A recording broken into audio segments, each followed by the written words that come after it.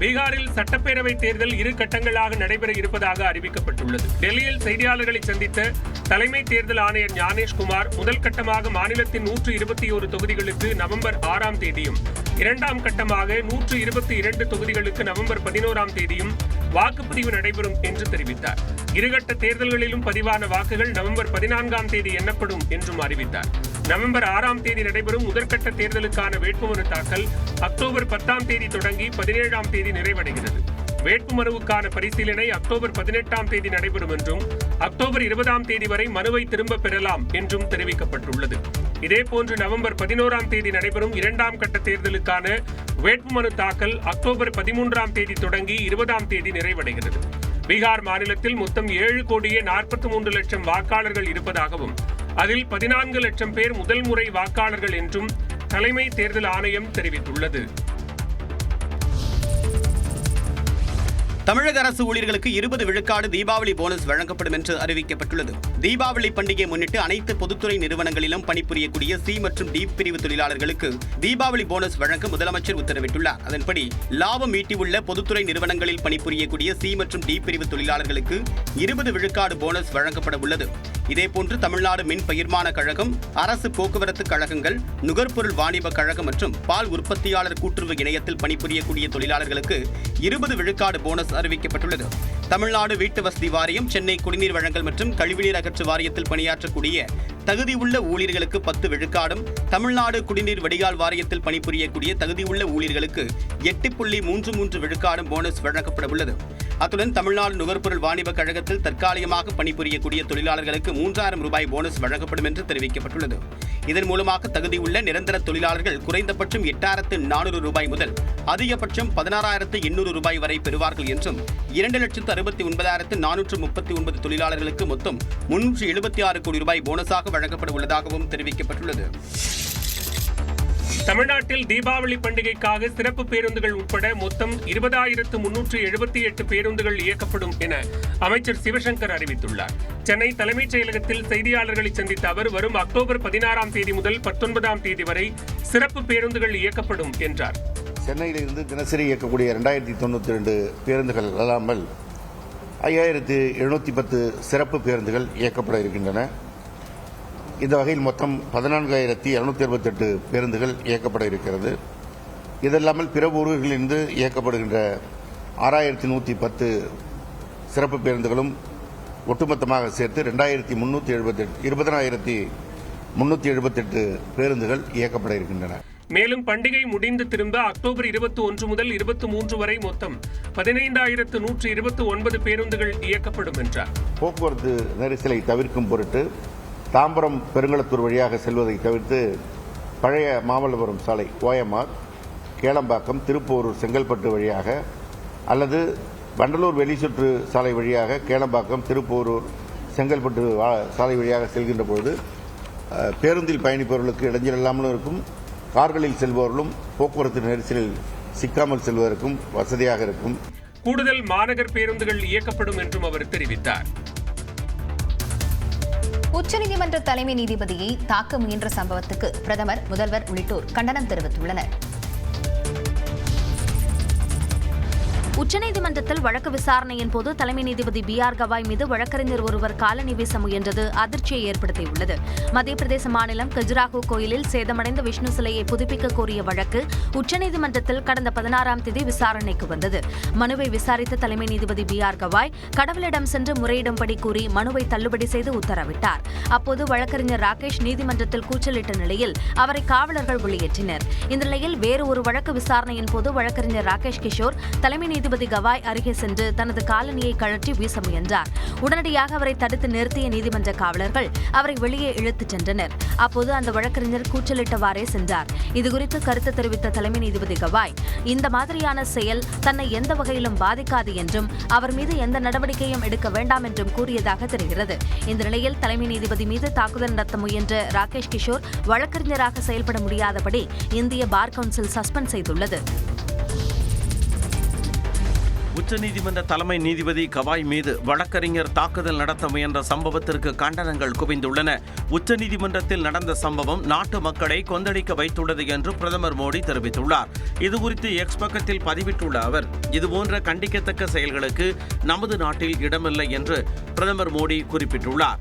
மேலும் தலைமை நீதிபதி கவாய் காட்டிய அமைதியை பாராட்டுவதாகவும் பதிவிட்டுள்ளார். இதுகுறித்து பதிவிட்டுள்ள மக்களவை எதிர்க்கட்சித் தலைவர் ராகுல் காந்தி, இந்த சம்பவம் நீதித்துறையின் கண்ணியம் மற்றும் நமது நீதித்துறையின் மீதான தாக்குதல் என தெரிவித்துள்ளார். மேலும் நமது நாட்டில் இதுபோன்ற வெறுப்புகளுக்கு இடமில்லை என்றும் இது கண்டிக்கத்தக்கது என்றும் அவர் தனது எக்ஸ் பக்கத்தில் பதிவிட்டுள்ளார். இந்த சம்பவத்திற்கு கண்டனம் தெரிவித்துள்ள முதலமைச்சர் மு.க. ஸ்டாலின், இது வெட்கக்கேடான செயல் என எக்ஸ் தளத்தில் பதிவிட்டுள்ளார். அரசுசார் அமைப்புகளை காக்கும் விதமான கலாச்சாரம் உருவாக்கப்பட வேண்டும் எனவும் முதலமைச்சர் தெரிவித்துள்ளார். இந்த சம்பவத்திற்கு தமிழ்நாடு மற்றும் புதுச்சேரி பார் கவுன்சில் தலைவர் PS அமல்ராஜ் கண்டனம் தெரிவித்துள்ளார். தமிழ்நாட்டின் பல்வேறு பகுதிகளில் கொட்டி தீர்த்த மழையால் குளிர்ச்சியான சூழல் நிலவியது. விழுப்புரம் மாவட்டம் செஞ்சி, சிங்கவரம், ஊரணித்தாங்கல் உள்ளிட்ட பகுதிகளில் 1 மணி நேரத்திற்கு மேலாக பெய்த மழையால் தாழ்வான பகுதிகளில் மழைநீர் தேங்கியது. செஞ்சி 4 முறை சந்திப்பு பகுதியில் மழைநீருடன் சேர்ந்து கழிவுநீரும் கலந்ததால் வாகன ஓட்டிகள் அவதிக்குள்ளாகினர்.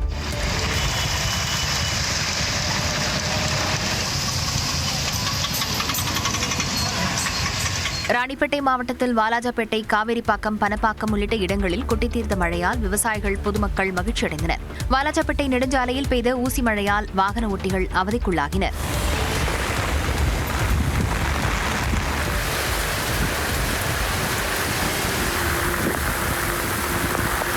அதேபோல் திருப்பத்தூர் மாவட்டம் வாணியம்பாடி நெடுஞ்சாலையில் கொட்டி தீர்த்த மழையால் தேங்கிய நீரில் வாகனங்கள் ஊர்ந்து செல்லும் நிலைக்கு தள்ளப்பட்டன. அப்பகுதியில் கழிவுநீர் கால்வாய் அமைக்க கோரி பொதுமக்கள் கோரிக்கை விடுத்துள்ளனர்.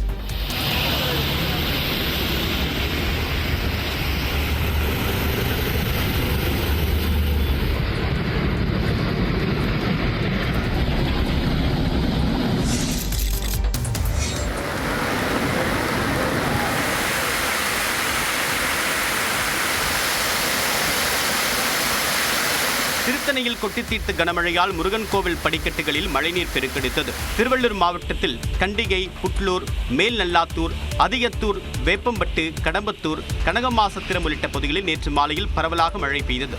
திருத்தணியில் பெய்த மழையால் முருகன் கோவில் படிக்கட்டுகளில் மழைநீர் பெருக்கெடுத்து ஓடியதால் பக்தர்கள் அவதியடைந்தனர்.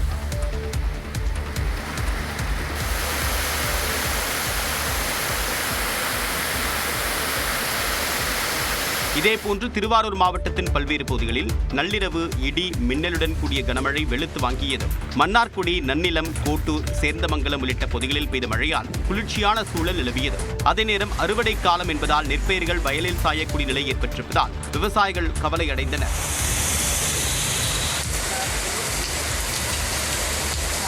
நாகப்பட்டினம் மாவட்டத்தில் கல்லார், அக்கரைப்பேட்டை, சிக்கல், ஆழியூர், தலைஞாயிறு, திருக்குவளை, திருப்பூண்டி உள்ளிட்ட இடங்களில் 1 மணி நேரத்திற்கு மேலாக கனமழை கொட்டி தீர்த்தது. இதனால் குறுவை அறுவடை பணியில் ஈடுபட்டுள்ள விவசாயிகள் கலக்கமடைந்தனர்.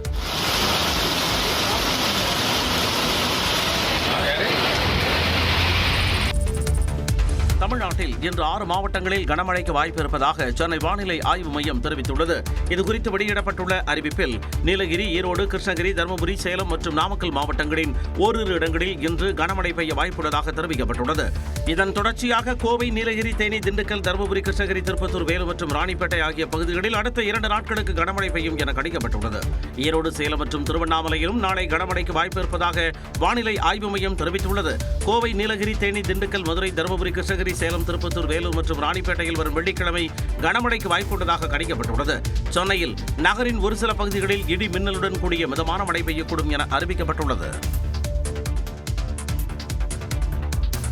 புரட்டாசி பௌர்ணமியொட்டி லட்சக்கணக்கான பக்தர்கள் திருவண்ணாமலையில் கிரிவலம் சென்றனர். புரட்டாசி பௌர்ணமியையொட்டி திருவண்ணாமலை அண்ணாமலையார் கோயிலில் திரளான பக்தர்கள் கிரிவலம் சென்றனர். பஞ்சபூத ஸ்தலங்களில் அக்னி ஸ்தலமாகவும் நினைத்தாலே முக்தி தரும் ஸ்தலமாகவும் திருவண்ணாமலை அண்ணாமலையார் கோயில் விளங்குகிறது. புரட்டாசி மாத பௌர்ணமியையொட்டி அண்ணாமலையார் கோயிலில் திரளான மக்கள் கிரிவலம் சென்றனர். எட்டா நிலையில் நெட்டா எழுந்த ஏகலிங்கனே போற்றி, சிவ ஓம் நம சிவாய. பற்றாயிருந்து பற்றும் எவர்க்கும் பாதை காட்டுவாய் போற்றி, ஹரவோம் நம சிவாய. பௌர்ணமி நிலவின் வெளிச்சத்தில் நமச்சிவாய மந்திரத்தை முழங்கியபடி பக்தர்கள் கிரிவலம் சென்றனர். ஜோதி பிழம்பின் சுடரில் கனிந்த அண்ணாமலையே போற்றி. சிவ ஓம் நம சிவாய. ஆதி பிழம்பில் ஆலயம் கொண்ட அடி அண்ணாமலை. தமிழ்நாடு மட்டுமின்றி ஆந்திரா, கர்நாடகா, தெலங்கானா உள்ளிட்ட அண்டை மாநிலங்களில் இருந்தும் திரளான மக்கள் கிரிவலத்தில் கலந்து கொண்டு சாமி தரிசனம் செய்தனர்.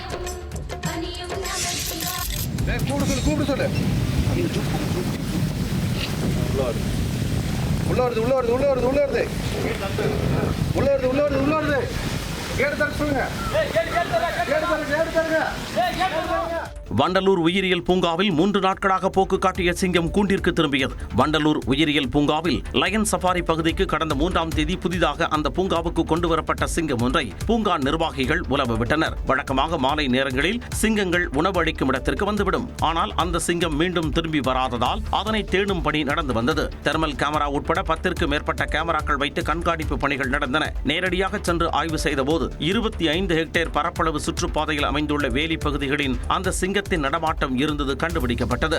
இந்நிலையில் தற்பொழுது லயன் சஃபாரி பகுதியில் உள்ள சிங்கங்களுக்கு உணவு அளிக்கும் பகுதிக்கு அது திரும்பியது.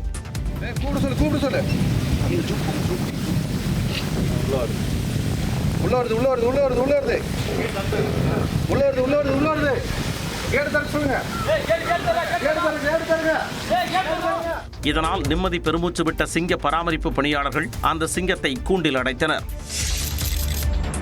கடலூரில் ஒருங்கிணைந்த பேரூராட்சி அலுவலகத்தில் லஞ்ச ஒழிப்புத்துறையினர் நடத்திய சோதனையில் கணக்கில் வராத 5,80,000 ரூபாய் சிக்கியது. கடலூர், விழுப்புரம், கள்ளக்குறிச்சி ஆகிய 3 மாவட்டங்களுக்கான ஒருங்கிணைந்த பேரூராட்சிகளின் உதவி இயக்குநர் அலுவலகம் கடலூர் பீச் ரோட்டில் செயல்பட்டு வருகிறது. பேரூராட்சிகளின் உதவி இயக்குநர் அலுவலகத்தில் லஞ்சம் பெறப்படுவதாக எழுந்த புகாரில் லஞ்ச ஒழிப்புத்துறையினர் அதிரடி சோதனையில் ஈடுபட்டனர். அலுவலகத்தின் அனைத்து பகுதிகளிலும் காவல்துறையினர் தீவிர சோதனை நடத்திய நிலையில் முதல் தளத்தில் உள்ள கூட்டரங்கில் இருந்த மேஜைக்குள் கட்டுக்கட்டாக பணம் இருந்ததாக கூறப்படுகிறது.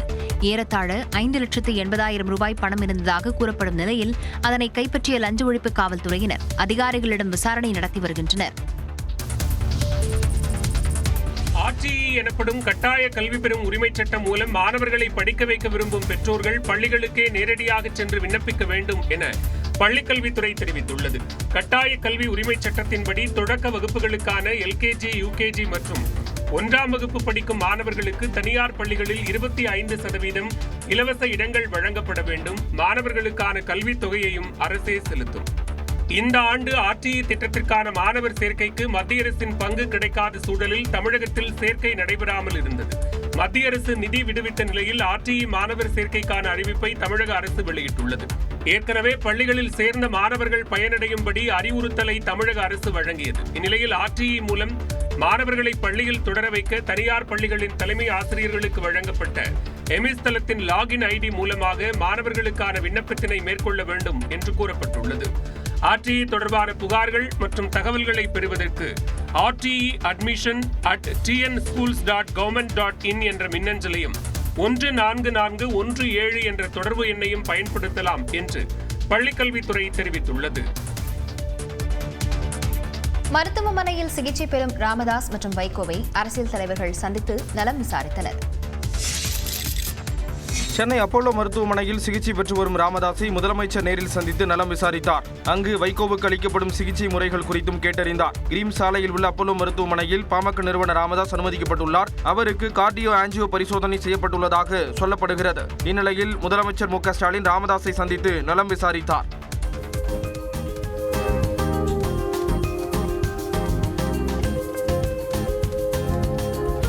இதேபோல மதிமுக பொதுச் செயலாளர் வைகோவும் சளி பாதிப்பால் அங்கு சிகிச்சை பெற்று வருகிறார். வைகோ குடும்பத்தினரையும் சந்தித்து அவருக்கு வழங்கப்படும் சிகிச்சை முறைகள் குறித்து முதலமைச்சர் கேட்டறிந்தார். மேலும் நாம் தமிழர் கட்சி ஒருங்கிணைப்பாளர் சீமானும் ராமதாஸை சந்தித்து நலம் விசாரித்தார்.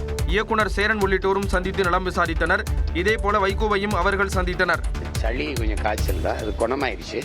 இருந்தாலும் கொஞ்சம் ஓய்வில், ஏன்னா வெளியில் பருவநிலை மாறுறதுனால அதனால இது அந்த சளி இருமல் தான்.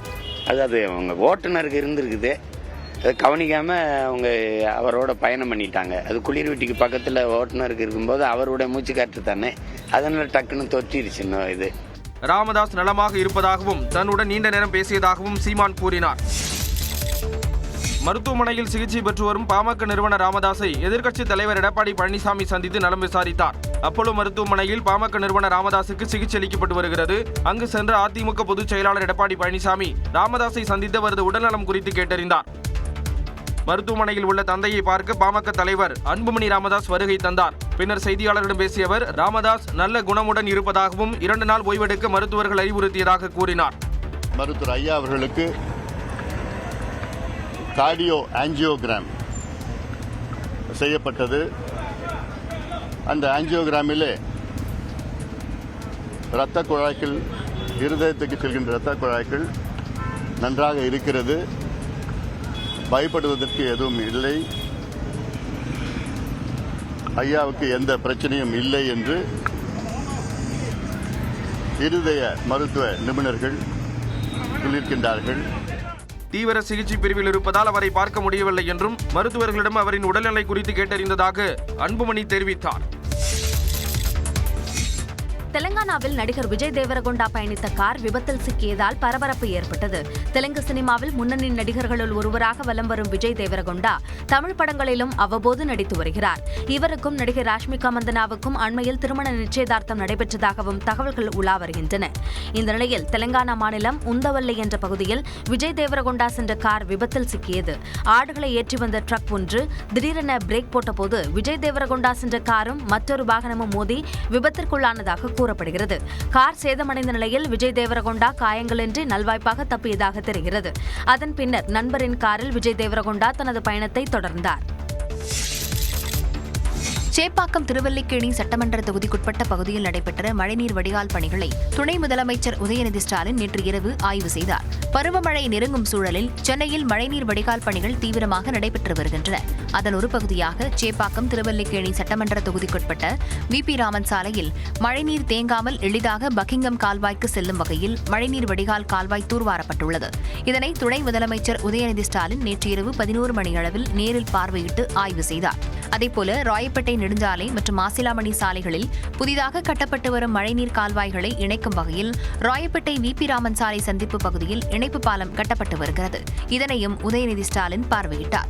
புதிதாக கட்டப்பட்டு வரும் மழைநீர் கால்வாய்கள் மூலமாக இப்பகுதியில் மழைநீர் தேங்காத வகையில் எளிதாக பக்கிங்கம் கால்வாய்க்கு சென்று அங்கிருந்து கடலுக்கு சென்றுவிடும் என அதிகாரிகள் தரப்பில் தெரிவிக்கப்பட்டுள்ளது. சபரிமலை சிலைக்கான தங்கத்தகடு காணாமல் போன விவகாரத்தில் கேரள உயர்நீதிமன்றம் புதிய உத்தரவு பிறப்பித்துள்ளது. கேரள மாநிலம் சபரிமலை கோவிலின் துவாரபாலகர் சிலையில் மீது இருந்த தங்க முலாம் பூசப்பட்ட தகடுகள் காணாமல் போனது குறித்து விசாரிக்க சிறப்பு புலனாய்வு குழுவை கேரள உயர்நீதிமன்றம் அமைத்துள்ளது. சட்ட ஒழுங்கு கூடுதல் காவல்துறை தலைவர் வெங்கடேசை இது குறித்து விசாரிப்பதற்கான சிறப்பு புலனாய்வு குழுவின் தலைவராக கேரள உயர்நீதிமன்றம் நியமித்துள்ளது. சபரிமலை ஐயப்பன் கோவில் சன்னதி முன்பாக இருக்கக்கூடிய 2 துவாரபாலகர் சிலைகளில் தங்கத் தகடுகள் பொருத்தப்பட்டன. இந்நிலையில் கடந்த 2019ஆம் ஆண்டில் துவாரபாலகர் சிலையில் உள்ள தங்கத் தகடுகளை பழுது நீக்குவதற்காகவும் மீண்டும் தங்க முலாம் பூசுவதற்காகவும் கோவில் நிர்வாகத்தினர் சம்பந்தப்பட்ட ஆணையரிடமிருந்து அனுமதி பெறாமல் சில பொருட்களை சென்னைக்கு அனுப்பி வைத்துள்ளனர். அப்போது 42 கிலோ எடை கொண்ட தங்க முலாம் பூசப்பட்ட தகடுகள் கொடுக்கப்பட்டது. ஆனால் திரும்பி கொடுத்த போது அவற்றின் எடை 4.52 கிலோ குறைவாக இருந்ததாக கூறப்படுகிறது. காணாமல் போன தங்கம் குறித்து விரிவான விசாரணை நடத்த கேரள உயர்நீதிமன்றம் உத்தரவிட்ட நிலையில் தற்போது சிறப்பு புலனாய்வு குழு அமைக்கப்பட்டுள்ளது. ஆந்திரா அருகே கடலில் மீன்பிடித்த காரைக்கால் விசைப்படகு மீனவர்கள் மீது ஆந்திர மீனவர்கள் தாக்குதல் நடத்தி அதிர்ச்சி வீடியோ வெளியாகியுள்ளது. புதுச்சேரியின் காரைக்கால் மாவட்டம் கிளிஞ்சல்மேடு மீனவர் கிராமத்தைச் சேர்ந்த பாலதண்டாயுதம் என்பவருக்கு சொந்தமான 2 விசைப்படகுகளில் கடந்த 3ஆம் தேதி சென்ற 24 மீனவர்கள் ஆந்திரா அருகே உள்ள காவல்யா கடற்பரப்பில் மீன்பிடித்துக் கொண்டிருந்தனர். அப்போது அங்கு வந்த 50க்கும் மேற்பட்ட சென்னையா பாலம் மீனவர்கள் காரைக்கால் மீனவர்களை சுற்றி வளைத்து தாக்குதலில் ஈடுபட்டனர். தாங்கள் மீன்பிடிக்கும் பகுதியில் மீன்பிடித்ததை கண்டித்து ஆயுதங்கள் மற்றும் கம்பு மூலம் தாக்கியதாக கூறப்படுகிறது. காரைக்கால் மீனவர்களை கடுமையாக தாக்கி அவர்களிடமிருந்து வாக்கி டாக்கி, வலைகள், அதில் சிக்கிய மீன்கள், செல்போன்கள் மற்றும் 2 விசைப்படகுகளையும் பறிமுதல் செய்தனர். காயங்களுடன் காரைக்காலுக்கு வந்து தனியார் மருத்துவமனையில் மீனவர்கள் சிகிச்சை பெற்று வருகின்றனர். அடுத்த 6 மாதங்களுக்குள் பெட்ரோலில் இயங்கும் வாகன விலைக்கு நிகராக மின்சார வாகனங்களின் விலை குறையும் என்று மத்திய சாலை போக்குவரத்து துறை அமைச்சர் நிதின் கட்கரி தெரிவித்துள்ளார். டெல்லியில் நடைபெற்ற நிகழ்ச்சியில் பேசிய அவர், நாட்டின் எரிபொருள் தேவைக்காக ஆண்டுக்கு 22 லட்சம் கோடி ரூபாய் அளவுக்கு கச்சா எண்ணெய் இறக்குமதி செய்யப்படுவதாக கூறினார். இது பொருளாதார சுமையாக இருப்பது மட்டுமின்றி சுற்றுச்சூழலுக்கு தீங்கிழைப்பதாகவும் தெரிவித்தார். எனவே பசுமை எரிசக்திக்கு மாறுவது நாட்டின் வளர்ச்சிக்கு அத்தியாவசியமானது என்று கூறிய அவர், அடுத்த 4 முதல் 6 மாதங்களுக்குள் பெட்ரோலில் இயங்கும் வாகனங்களின் விலைக்கு ஈடாக மின்சார வாகனங்களின் விலை இருக்கும் என்றும் நம்பிக்கை தெரிவித்தார். மக்காச்சோளத்திலிருந்து தயாரிக்கப்படும் எத்தனாலை பெட்ரோலில் கலப்பதால் விவசாயிகளுக்கு கூடுதலாக 45,000 கோடி ரூபாய் வருமானம் கிடைத்திருப்பதாகவும் கட்கரி மகிழ்ச்சி தெரிவித்தார். அடுத்த 5 ஆண்டுகளில் வாகன உற்பத்தி துறையில் இந்தியா முதலிடம் பிடிக்கும் என்று நம்பிக்கை தெரிவித்த நிதின் கட்கரி, 2027ஆம் ஆண்டுக்குள் சாலை அமைப்பதற்காக பிரிக்கப்பட்ட திடக்கழிவுகளை பயன்படுத்தும் திட்டத்தை தொடங்கியிருப்பதாகவும் கூறினார்.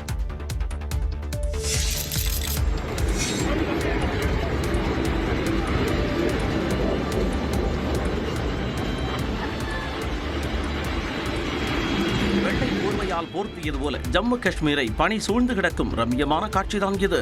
ஜம்மு காஷ்மீரின் பல்வேறு பகுதியில் நடப்பாண்டுக்கான பனிப்பொழிவு தொடங்கியது. பிரிகிகலி, ரஸ்தான் டாப், சாத்தனா பாஸ், சித்தன் டாப், குல்மார்க், மினிமார்க் உள்ளிட்ட பல்வேறு பகுதிகளில் கடும் பனிப்பொழிவு ஏற்பட்டுள்ளது. கொட்டி கிடக்கும் பனிக்குவியல்களால் உற்சாகமடைந்துள்ள சுற்றுலா பயணிகள் பனிச்சறுக்கு உள்ளிட்ட கேளிக்கைகளில் ஈடுபட்டு மகிழ்ந்தனர்.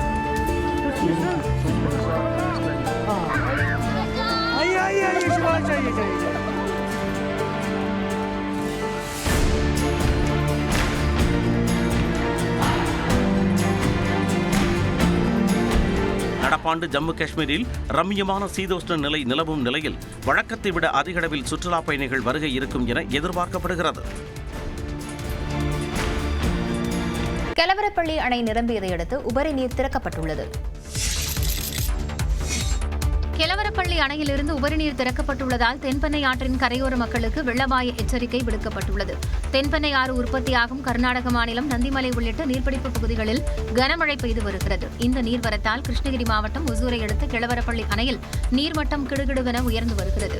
44.28 அடி உயரம் கொண்ட அணையில் நீர்மட்டம் 41.33 அடியை எட்டியுள்ளது. இதையடுத்து முன்னெச்சரிக்கை நடவடிக்கையாக அணைக்கு வரும் 1124 கனஅடி நீர் அப்படியே தென்பெண்ணை ஆற்றில் திறந்துவிடப்படுகிறது. இதன் காரணமாக தென்பெண்ணை ஆற்றில் வெள்ளப்பெருக்கு ஏற்பட்டுள்ளது. ஆற்றின் கரையோரம் வசிக்கும் மக்கள் பாதுகாப்பாக இருக்கும்படி வருவாய்த்துறையினர் ஒலிபெருக்கி மூலம் எச்சரிக்கை விடுத்து வருகின்றனர். கெலவரப்பள்ளி கிராம அணையிலிருந்து நீர் அதிக அளவில் திறந்து விடப்பட்டுள்ளதால் அணையோரம் உள்ள பொதுமக்கள் ஆற்றோரம் செல்லாமல் இருக்குமாறு கேட்டுக்கொள்ளப்படுகிறது.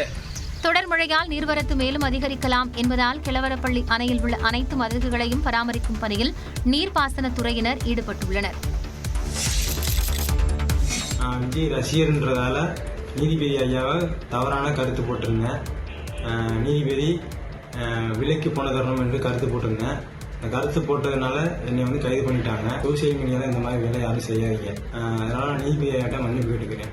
கரூர் கூட்ட நெரிசல் வழக்கில் உத்தரவு பிறப்பித்த நீதிபதி பற்றி அவதூறு பரப்பியதாக கைதான இளைஞர் கண்ணன் மன்னிப்பு கேட்டு வெளியிட்ட வீடியோதான் இது.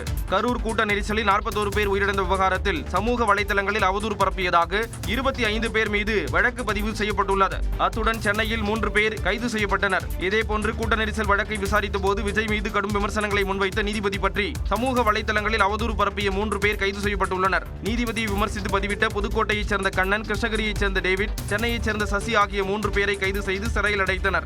இதற்கிடையே நீதிபதி விமர்சித்து பதிவிட்டதற்காக கைதானவர்கள் மன்னிப்பு கேட்டு வீடியோ வெளியிட்டுள்ளனர். சமூக வலைதளங்களில் யாரையும் விட்டு வைக்காமல் விமர்சிக்கப்படுவதாக தெரிவித்த சென்னை உயர்நீதிமன்றம் உத்தரவுகளை பிறப்பித்ததற்காக நீதிபதிகளும் விமர்சிக்கப்படுவதாக அதிருப்தி தெரிவித்துள்ளது. திருமணம் செய்து ஏமாற்றிவிட்டதாக ஆடை வடிவமைப்பு நிபுணர் ஜாய் கிறிஸ்டல்டா சமூக வலைதளங்களில் அவதூறு பரப்ப தடை விதிக்க கோரி சமையல் கலை நிபுணர் மாதம்பட்டி ரங்கராஜ் சென்னை உயர்நீதிமன்றத்தில் வழக்கு தாக்கல் செய்திருந்தார். இந்த வழக்கு நீதிபதி செந்தில்குமார் முன்பு விசாரணைக்கு வந்தது. அப்போது சமூக வலைதளங்களில் இப்போது யாரையும் விட்டு வைப்பதில்லை என தெரிவித்த நீதிபதி உத்தரவுகளை பிறப்பிப்பதற்காக நீதிபதிகளும் விமர்சிக்கப்படுவதாக குறிப்பிட்டார். மேலும் குடும்ப உறுப்பினர்களை குறிப்பிட்டு முந்தைய கால நிகழ்வுகளை குறிப்பிட்டும் விமர்சனங்கள் முன்வைக்கப்படுவதாக தெரிவித்த நீதிபதி இவற்றை பொருட்படுத்தாமல் புறக்கணிக்க வேண்டும் என்றும் தெரிவித்தார். பின்னர் இந்த வழக்கில் தற்போது இடைக்கால தடை விதிக்க முடியாது என தெரிவித்த நீதிபதி மனு தொடர்பாக கிறிஸ்டல்டா தரப்பில் பதிலளிக்க உத்தரவிட்டு விசாரணையை அக்டோபர் 22ஆம் தேதிக்கு தள்ளி வைத்தார்.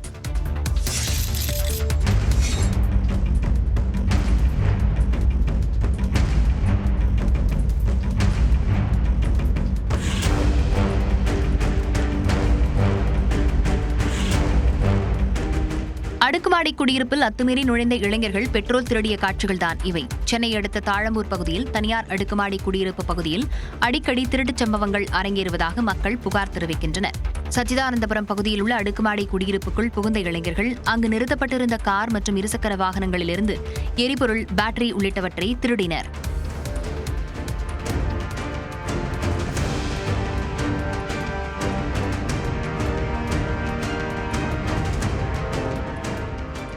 இளைஞர்களின் திருட்டு அங்கிருந்த சிசிடிவி கேமராவில் பதிவான நிலையில் அது குறித்து புகார் அளித்தும் காவல்துறையினர் இதுவரை நடவடிக்கை எடுக்கவில்லை என பொதுமக்கள் குற்றஞ்சாட்டுகின்றனர். பெரிய அளவில் அசம்பாவிதங்கள் ஏற்பட முன்பு இரவு நேரங்களில் ரோந்து பணியை காவலர்கள் தீவிரப்படுத்த மக்கள் கோரிக்கை விடுத்துள்ளனர். திருச்சி சமயபுரத்தில் நகைக்கடை மேலாளரை தாக்கி 10 கிலோ தங்கம் கொள்ளையடிக்கப்பட்ட வழக்கில் ராஜஸ்தானைச் சேர்ந்த 2 பேரை காவல்துறையினர் கைது செய்தனர். சென்னை சவுகார்பேட்டையில் உள்ள RJ ஜுவல்லரி கடை மேலாளர் பிரதீப் உட்பட 3 பேர் நகை விற்பனை செய்வதற்காக கடந்த மாதம் 14ஆம் தேதி திண்டுக்கல் சென்றனர். அங்கு நகைகளை விற்பனை செய்த பின்னர் மீதமிருந்த 10 கிலோ தங்க நகைகளுடன் காரில் சென்னைக்கு புறப்பட்டனர். திருச்சி சமயபுரம் அருகே உள்ள சிறுகனூர் பகுதியில் வந்தபோது மற்றொரு காரில் வந்த 4 பேர் அவர்களது முகத்தில் மிளகாய் பொடி தூவி 10 கிலோ நகையை பறித்துக் கொண்டு தப்பியதாக கூறப்படுகிறது. இந்த சம்பவம் தொடர்பாக லால்குடி DSP தினேஷ்குமார் தலைமையில் 4 தனிப்படைகள் அமைத்து கொள்ளையர்களை தேடி வந்தனர். இந்நிலையில் நகை கொள்ளை வழக்கில் தொடர்புடையவர்கள் என ராஜஸ்தானைச் சேர்ந்த மங்கிலால் தேவாசி, விக்ரம் லால் ஆகிய இருவரை மத்திய பிரதேசம் அருகே தனிப்படை போலீசார் கைது செய்தனர். அவர்களிடமிருந்து தங்க நகைகள், ரொக்கப்பணம், நாட்டு துப்பாக்கி உள்ளிட்டவற்றை பறிமுதல் செய்தனர். கைது செய்யப்பட்ட இருவரையும் தமிழ்நாடு அழைத்து வர காவல்துறையினர் திட்டமிட்டுள்ளனர். சென்னையில் நேற்று காலையில் உயர்ந்த ஆபரண தங்கத்தின் விலை மீண்டும் மாலையில் உயர்ந்து ஒரு சவரன் 89,000 ரூபாய் என்ற புதிய உச்சத்தை தொட்டது. நேற்று காலையில் தங்கம் விலை சவரனுக்கு 880 ரூபாய் உயர்ந்து 88,480 ரூபாய்க்கு விற்பனை செய்யப்பட்டது. 1 கிராம் தங்கத்தின் விலை 110 ரூபாய் உயர்ந்து 11,060 ரூபாய்க்கு விற்பனையானது. இந்நிலையில் நேற்று மாலையில் மீண்டும் விலை உயர்ந்தது. ஒரு சவரன் விலை 520 ரூபாய் உயர்ந்து 89,000 என்ற புதிய உச்சத்தை தொட்டுள்ளது. 1 கிராம் தங்கத்தின் விலை 65 ரூபாய் உயர்ந்து 11,125 ரூபாய்க்கு விற்பனை செய்யப்படுகிறது. இதேபோல வெள்ளி விலையும் காலை மாலை என நேற்று இருமுறை உயர்ந்தது. 1 கிலோ வெள்ளியின் விலை 1,67,000 ரூபாயாக உள்ளது. வடகிழக்கு பருவமழை முன்னேற்பாடுகள் தொடர்பாக முதலமைச்சர் மு க ஸ்டாலின் ஆலோசனை நடத்தினார். வடகிழக்கு பருவமழை தொடங்கும் முன்பே தமிழ்நாட்டில் பரவலாக மழை பெய்து வருகிறது. இந்நிலையில் சென்னை தலைமைச் செயலகத்தில் பருவமழை முன்னெச்சரிக்கை நடவடிக்கைகள் குறித்து முதலமைச்சர் மு க ஸ்டாலின் ஆலோசனை மேற்கொண்டார். இந்த கூட்டத்தில் வருவாய் மற்றும் பேரிடர் மேலாண்மைத்துறை அமைச்சர் KKSSR ராமச்சந்திரன், தலைமை செயலாளர் முருகானந்தம், கூடுதல் தலைமை செயலாளர் அமுதா உள்ளிட்ட அதிகாரிகள் கலந்து கொண்டனர். அப்போது பருவமழையை எதிர்கொள்ள அதிகாரிகள் தயார் நிலையில் இருக்க வேண்டும் என்று முதலமைச்சர் அறிவுறுத்தியதாக தகவல்கள் தெரிவிக்கின்றன. கடந்த காலங்களில் வெள்ள பாதிப்பு ஏற்பட்ட பகுதிகளை கண்டறிந்து நடவடிக்கை எடுக்க வேண்டும், வெள்ள பாதிப்பு பகுதிகளில் இருந்து மக்களை முன்கூட்டியே பாதுகாப்பாக வெளியேற்ற வேண்டும் உள்ளிட்டவற்றை முதலமைச்சர் அறிவுறுத்தியதாக கூறப்படுகிறது. கிட்னி திருட்டு வழக்கில் இன்னும் விசாரணையை தொடங்காதது ஏன் என தமிழ்நாடு அரசுக்கு எதிர்க்கட்சித் தலைவர் எடப்பாடி பழனிசாமி கேள்வி எழுப்பியுள்ளார். இது தொடர்பாக எக்ஸ் பக்கத்தில் பதிவிட்டுள்ள அவர், மணச்சநல்லூர் திமுக MLAவுக்கு சொந்தமான தனியார் மருத்துவக் கல்லூரி மருத்துவமனையிலும் ஈரோடு மாவட்டத்தில் ஒரு தனியார் மருத்துவமனையிலும் கிட்னி முறைகேடு நடைபெற்றதை அதிகாரிகள் உறுதி செய்திருப்பதாக தெரிவித்துள்ளார். இதில் நாமக்கல் மாவட்டம் குமாரபாளையத்தில் ஏழை விசைத்தறி தொழிலாளர்கள் பாதிக்கப்பட்டிருப்பதாக குறிப்பிட்டுள்ள EPS, இந்த வழக்கை விசாரித்த உயர்நீதிமன்ற மதுரை கிளை இடைத்தரகர்கள் மூலம் நடைபெற்ற கிட்னி முறைகேடு கொடூரமான செயல் என கண்டித்ததாக தெரிவித்துள்ளார். சம்பந்தப்பட்ட மருத்துவமனைகள் மற்றும் குற்றவாளிகள் மீது கடும் நடவடிக்கை எடுக்க உத்தரவிட்டதுடன் பிரேமானந்த் சின்ஹா தலைமையில் சிறப்பு விசாரணை குழுவை அமைக்க உத்தரவிட்டதாகவும் தெரிவித்துள்ளார். ஆனால் நீதிமன்றம் உத்தரவிட்டு 1 மாதம் கடந்தும் தமிழக அரசு இன்னும் விசாரணையை தொடங்கவில்லை என குற்றம் சாட்டியுள்ளார். மாறாக கரூர் துயர சம்பவம் தொடர்பான நீதிமன்ற உத்தரவு அரசுக்கு கிடைக்கப்பெறும் முன்பே விசாரணை குழு அமைக்கப்பட்டு விசாரணை துவங்கப்பட்டு விட்டதாக தெரிவித்துள்ளார். தங்களுக்கு தொடர்புடையவர்களின் வழக்கு விசாரணையை திமுக அரசு தாமதப்படுத்துவதாக குற்றம் சாட்டியுள்ள EPS, திமுக அரசின் இரட்டை வேடம் தமிழக மக்களிடத்தில் அம்பலமாகிவிட்டதாக விமர்சித்துள்ளார். தாவேக தலைவர் விஜய் இனி ஒரு தலைவராக செய்ய வேண்டியதை செய்ய வேண்டும் என மக்கள் நீதி மய்யம் தலைவர் கமல்ஹாசன் கூறினார். கரூர் கூட்ட நெரிசல் ஏற்பட்ட இடத்திற்கு சென்று ஆய்வு செய்த கமல்ஹாசன் முதலில் பரப்புரை நடத்த தாவேக அனுமதி கேட்ட உழவர் சந்தை, லைட் ஹவுஸ், ரவுண்டானா பகுதிகளையும் பார்வையிட்டார். எல்லாரும் கஷ்டப்பட்டு எல்லாருக்கும் மன வருத்தம் இருக்கு. தயவு செய்து சொல்ல வேண்டியவங்களுக்கு நன்றி சொல்லிடுங்க. முக்கியமா பத்திரிகையாளர்கள், நீங்க இப்படி வெளிச்சம் போட்டு காட்டினதுனால தான் இப்போ உண்மைகள் கொஞ்சம் கொஞ்சமா வர ஆரம்பிச்சிருக்கு. இது என்ன காலகட்டம்னா யார் உண்மைன்னு கேட்குற அளவுக்கு ஆயிப்போச்சு. உண்மைங்கிறது ஒரு பொருள் இல்லை, பல பார்வையில் பல பொருளாக தெரியுங்கிற இந்த காலகட்டத்தில் உண்மையை கண்டுபிடிக்க வேண்டிய நிர்பந்தத்தில் கோர்ட்டும் இருக்கிறது, போலீஸும் இருக்கிறார்கள்.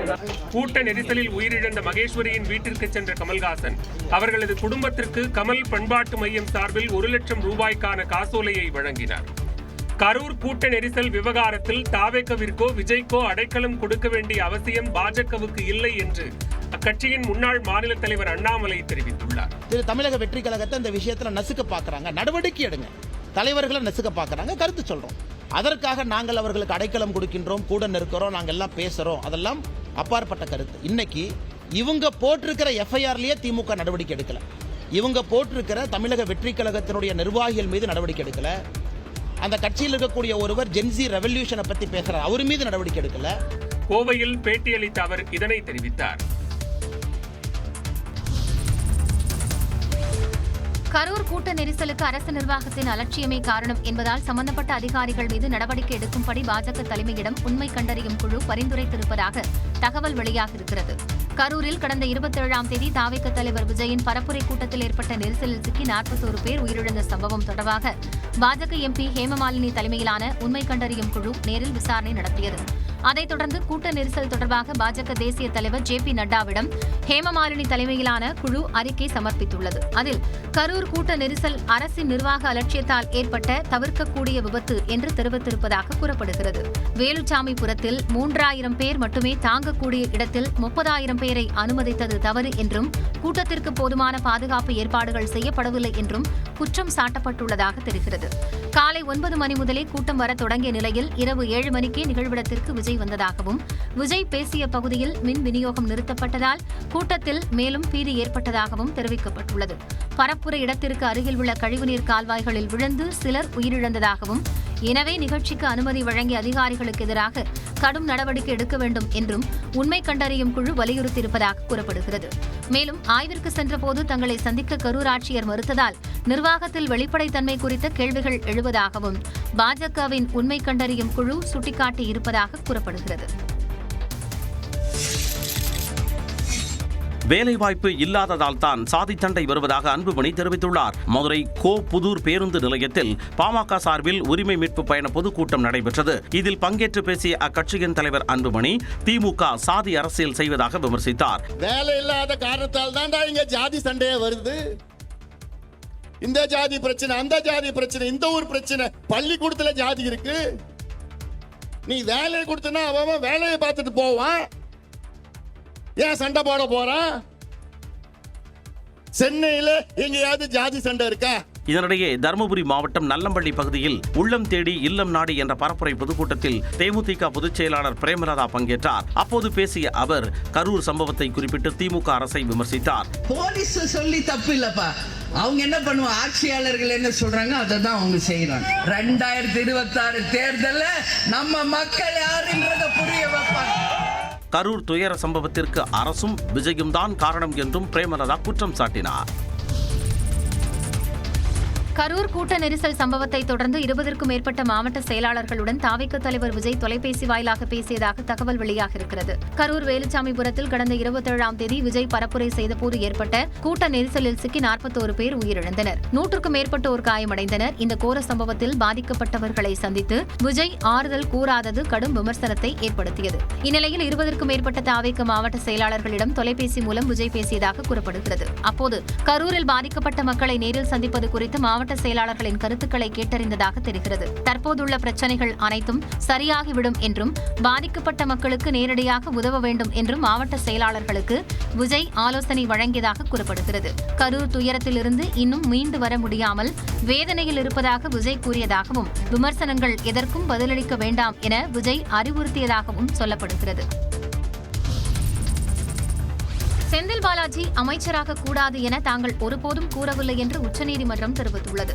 போக்குவரத்து துறை அமைச்சராக இருந்தபோது வேலை வாங்கி தருவதாக கூறி பண மோசடி செய்ததாக தொடுக்கப்பட்ட வழக்கு உச்சநீதிமன்றத்தில் நீதிபதி சூரியகாந்த் தலைமையிலான அமர்வில் விசாரணைக்கு வந்தது. அப்போது செந்தில் பாலாஜி தரப்பில் ஆஜரான மூத்த வழக்கறிஞர் கபில் சிபல் வழக்கு விசாரணையில் இருக்கும்போது குற்றம் சாட்டப்பட்டவர் அமைச்சராக நீடிக்கக்கூடாது என கூற முடியாது எனும் வாதத்தை முன்வைத்தார்.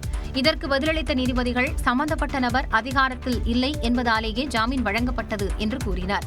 அவர் அதிகாரத்தில் இருந்தால் சாட்சியங்களை கலைக்க நேரிடும் என்றும் செந்தில் பாலாஜி அதிகாரத்தில் இல்லை என்பதையும் முக்கிய விவகாரமாக நீதிமன்றம் கருத்தில் கொண்டது என்றும் தெரிவித்தனர். செந்தில் பாலாஜி அமைச்சராக கூடாது என நீதிமன்றம் ஒருபோதும் கூறவில்லை என்றும் அவர் அமைச்சராக பொறுப்பேற்க வேண்டுமென்றால் அந்த கோரிக்கையை முன்வைத்து புதிய மனுவை தாக்கல் செய்யுங்கள் என்றும் நீதிபதிகள் குறிப்பிட்டனர். தொடர்ந்து அனைத்து தரப்பு வாதங்களையும் கேட்டறிந்த நீதிமன்றம் விசாரணையை விரைவுபடுத்த கோரி ஒய் பாலாஜி என்பவர் தாக்கல் செய்த மனுவுக்கு பதிலளிக்க தமிழக அரசு மற்றும் செந்தில் பாலாஜிக்கு நோட்டீஸ் அனுப்பியது. ஈரோட்டில் தீபாவளி பண்டிகை நெருங்கும் சூழலில் ஜவுளி விற்பனை களைகட்ட தொடங்கியுள்ளது. மஞ்சளுக்கு அடுத்தபடியாக ஜவுளி விற்பனையிலும் பெயர் போன ஈரோட்டில் தீபாவளி விற்பனை களைகட்ட தொடங்கியுள்ளது. வாரத்தில் ஒரு நாள் மட்டுமே சந்தை நடைபெறும் நிலையில் தீபாவளியை முன்னிட்டு குவிந்த புதிய ரக ஆடைகளை வாங்க மக்கள் ஆர்வமாக குவிந்தனர். மட்டுமே கிட்டத்தட்ட ஒரு 200 கோடி ரூபாய்க்கு மேல வியாபாரங்கள் நடந்திருக்கும். இன்னும் வரக்கூடிய காலங்களில் இன்னும் வியாபாரம் நல்லா இருக்கும்னு எதிர்பார்க்கிறோம். தீபாவளி நெருங்குவதால் ஒரே இரவில் 200 கோடி ரூபாய் வரை விற்பனை நடக்கும் என எதிர்பார்ப்பதாக வியாபாரிகள் கூறினர். நல்லா இருக்கும். ரேட் வந்து சீர்காழிக்கு இது கம்பேர் பண்றப்ப ரேட் இருக்கும். அதனாலதான் சீர்காழி உற்பத்தியாளர்களின் நேரடி விற்பனை முனையமாக சந்தை விளங்குவதால் விலை குறைவாக இருக்கும் என நம்பி மக்கள் வாங்கிச் செல்கின்றனர். திருத்தணி முருகன் கோயிலில் சிறப்பு தரிசனம் செய்ய அனுமதி மறுக்கப்பட்டதால் நீண்ட நேரம் காத்திருந்த கங்கை அமரன் தரிசனம் செய்யாமலேயே திரும்பிச் சென்றார். திருவள்ளூர் மாவட்டம் திருத்தணியில் விஸ்வ இந்து பரிஷத் சார்பில் வேல் பூஜை நிகழ்ச்சி நடைபெற்றது. தனியார் திருமண மண்டபத்தில் நடந்த இந்த நிகழ்ச்சியில் இயக்குநரும் இசையமைப்பாளர் இளையராஜாவின் சகோதரருமான கங்கை அமரன் சிறப்பு விருந்தினராக பங்கேற்றார். அப்போது பேசிய அவர் மக்கள் நோய் நொடியின்றி வாழவும் அனைத்து துன்பங்களிலிருந்து விடுபடவும் இந்நிகழ்ச்சியில் பங்கேற்றதாக கூறினார். இதைத் தொடர்ந்து விஸ்வ இந்து பரிஷத் சார்ந்த 50க்கும் மேற்பட்டோர் வேலை முருகன் கோயிலுக்கு எடுத்துச் சென்று வழிபாடு நடத்தினர்.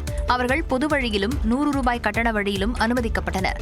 அதே நேரம் கங்கை அமரன் சிறப்பு தரிசனம் செய்ய கோயில் நிர்வாகம் அனுமதி வழங்கவில்லை. இதனால் சுமார் 40 நிமிடங்கள் கோயில் வளாகத்திலேயே கங்கை அமரன் காத்திருந்தார். டிபார்ட்மெண்ட்ல கூப்பிட மாட்டேங்கிறாங்க, சம்பந்தம் இல்லாதவங்க. உள்ள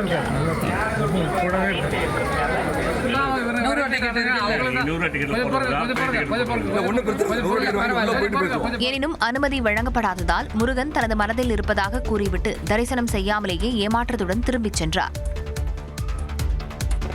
சென்னை அருகே கடலில் இந்திய கடலோர காவல்படையின் ஒத்திகை நிகழ்ச்சி நடைபெற்றது.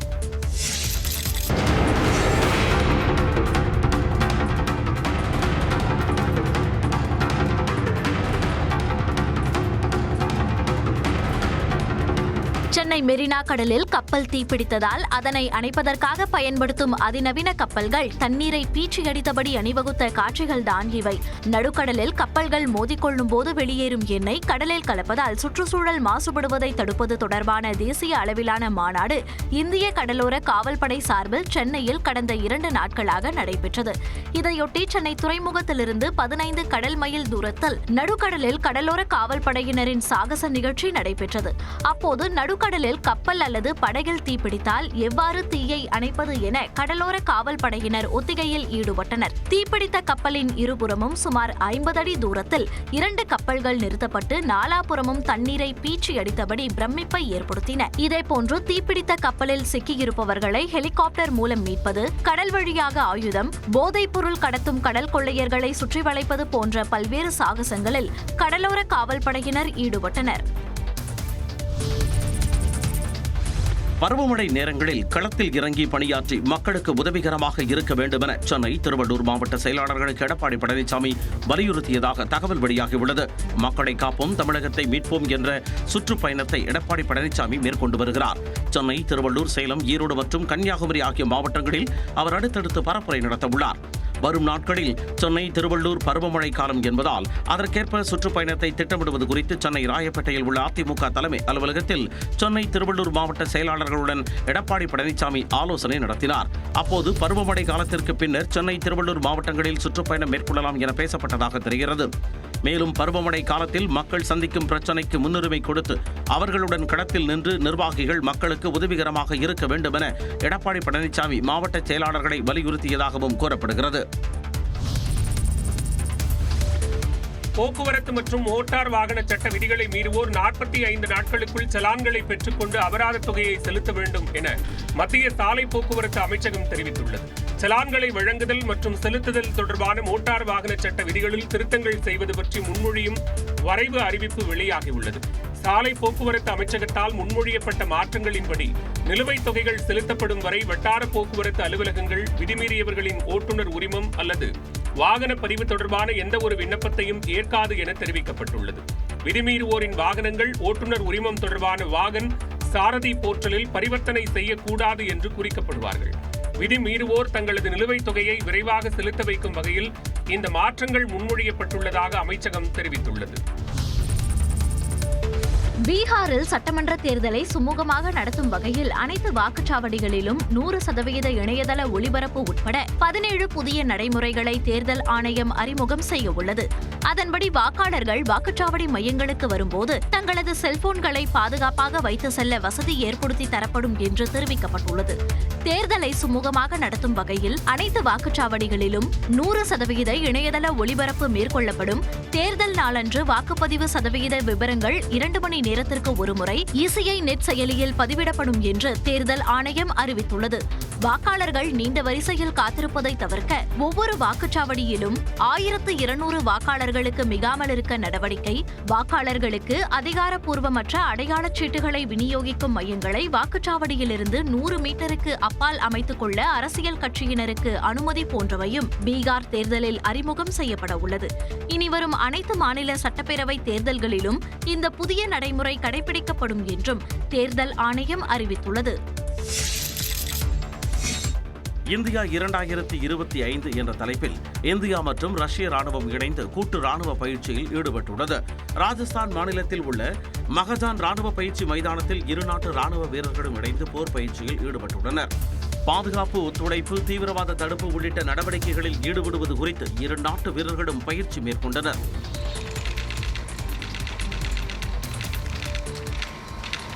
வரும் 15ஆம் தேதி வரை ராணுவ பயிற்சி நடைபெறும் நிலையில் பயிற்சியின் இடையே ஆபரேஷன்களை எவ்வாறு திட்டமிடுவது, வீரர்களை ஒன்றிணைப்பது, தகவல்களை எப்படி கடத்துவது என்பன உள்ளிட்ட யுக்திகளை இரு நாட்டு வீரர்களும் பயிற்சியாக எடுக்க உள்ளதாக ராணுவம் தெரிவித்துள்ளது. முன்னதாக ஜெபர்ட் 2025 என்ற தலைப்பில் ரஷ்யா, பெலாரஸ், இந்தியா ஆகிய நாடுகள் இணைந்து போர் பயிற்சியில் ஈடுபட்டன. இதில் இந்திய ராணுவத்தின் முப்படைகளில் இருந்து 65 வீரர்கள் கலந்து கொண்டது குறிப்பிடத்தக்கது. மேற்குவங்க மாநிலம் டார்ஜிலிங்கில் நிலச்சரிவில் சிக்கி உயிரிழந்தோரின் எண்ணிக்கை 24ஆக உயர்ந்துள்ளது. மேற்குவங்க மாநிலத்தில் கடந்த சில நாட்களாக கனமழை பெய்து வருகிறது. தொடர் மழையால் கூச் பெஹார், ஜல்பைகுரி, மேற்கு மிதினாப்பூர், 24 வடக்கு பர்கானாஸ் உள்ளிட்ட நகரங்கள் வெள்ளத்தில் மிதக்கின்றன. காட்டாற்று வெள்ளத்தில் வீடுகள், கடைகள், வாகனங்கள், மரங்கள் அடித்து செல்லப்பட்டன.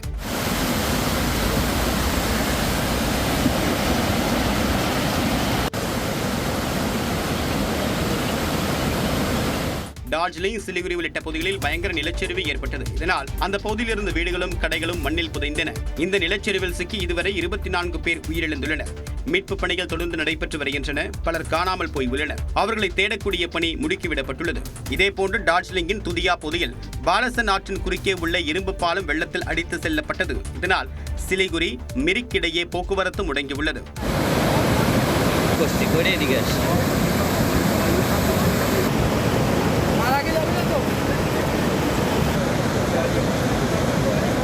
மழை வெள்ளத்தால் பாதிக்கப்பட்ட பகுதிகளில் வசிக்கக்கூடிய மக்கள் அங்கிருந்து வெளியேற்றப்பட்டு நிவாரண முகாம்களில் தங்க வைக்கப்பட்டுள்ளனர். தான் விதித்த வரிகள் மூலம் 4 போர்கள் நிறுத்தப்பட்டிருப்பதாக ட்ரம்ப் தெரிவித்துள்ளார். வரிகளை பணமாக மட்டுமல்லாமல் அமைதியை நிலைநாட்டும் ஆயுதமாகவும் பயன்படுத்தி வருவதாக அமெரிக்க அதிபர் ட்ரம்ப் தெரிவித்துள்ளார். வெள்ளை மாளிகையில் செய்தியாளர்களிடம் பேசிய ட்ரம்ப், இந்தியா, பாகிஸ்தான் சண்டை உள்ளிட்ட 4 போர்களை வரிகள் மூலம் தடுத்து நிறுத்தியிருப்பதாக கூறினார். இந்தியா, பாகிஸ்தான் இடையேயான சண்டையில் 7 போர் விமானங்கள் சுட்டு வீழ்த்தப்பட்டதாகவும் அவர் மீண்டும் தெரிவித்தார். They were ready to go at it. 7 planes we shot down. They were, hundreds of billions of dollars, but we're a peacekeeper because of tariffs. செலவீனங்களுக்கான பட்ஜெட் அந்நாட்டு செனட் அவையில் நிறைவேறாததால் அரசு நிர்வாகம் முடங்கியுள்ளது. இதுகுறித்து பேசிய ட்ரம்ப் சுகாதார பாதுகாப்பு தொடர்பான ஒப்பந்தத்திற்கு தயாராக இருப்பதாகவும் இதுகுறித்து ஜனநாயக கட்சியினருடன் பேசி வருவதாகவும் குறிப்பிட்டார். மேலும் நல்லது நடக்கும் என்ற நம்பிக்கையும் தெரிவித்தார். ஆம்ஸ்ட்ராங் கொலை வழக்கு விசாரணையை சிபிஐக்கு மாற்றிய சென்னை உயர்நீதிமன்ற உத்தரவுக்கு எதிராக தமிழ்நாடு அரசு உச்சநீதிமன்றத்தில் மேல்முறையீடு செய்துள்ளது. பகுஜன் சமாஜ் கட்சியின் மாநில தலைவராக இருந்த ஆம்ஸ்ட்ராங் கடந்த ஆண்டு ஜூலை 5ஆம் தேதி படுகொலை செய்யப்பட்டார். இந்த வழக்கில் இதுவரை 27 பேர் கைது செய்யப்பட்டு சிறையில் அடைக்கப்பட்டுள்ள நிலையில் இந்த வழக்கு சென்னை முதன்மை அமர்வு நீதிமன்றத்தில் விசாரணையில் உள்ளது. இந்த வழக்கை தமிழ்நாடு காவல்துறை நியாயமாக விசாரிக்கவில்லை என கூறியும் விசாரணையை சிபிஐக்கு மாற்ற உத்தரவிடக் கோரியும் ஆம்ஸ்ட்ராங்கின் சகோதரர் இமானுவேல் தரப்பில் சென்னை உயர்நீதிமன்றத்தில் மனு தாக்கல் செய்யப்பட்டது. அதனை விசாரித்த சென்னை உயர்நீதிமன்றம் ஆம்ஸ்ட்ராங் கொலை வழக்கின் விசாரணையை சிபிஐக்கு மாற்றி உத்தரவிட்டது.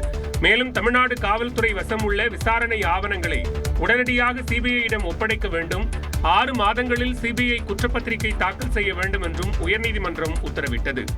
இந்நிலையில் இந்த உத்தரவை எதிர்த்து தமிழ்நாடு அரசு உச்சநீதிமன்றத்தில் மேல்முறையீட்டு மனுவை தாக்கல் செய்துள்ளது.